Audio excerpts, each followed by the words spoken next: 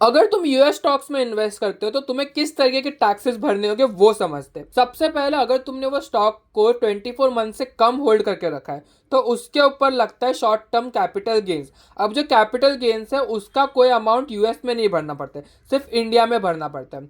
तो इंडिया में सबसे पहले शॉर्ट टर्म लगेगा एंड ये जो है ये तुम्हारी इनकम में ऐड हो जाएगा। तो तुम्हें अपने स्लैब्स के हिसाब से वो भरना है, राइट। इतना समझ में आ गया।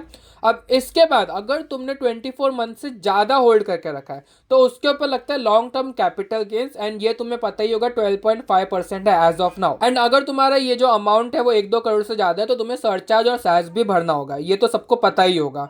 एंड इसके बाद इसमें जो इंडेक्सेशन का बेनिफिट पहले हुआ करता था अब वो नहीं एग्जिस्ट करते, ये फ्लैट 12.5% है। इसके बाद जो डिविडेंड वाली तुम्हारी इनकम होगी उसके ऊपर यूएस में तो 25% टैक्स लगता है एंड इंडिया में वो ऐड हो जाता है तुम्हारी इनकम में।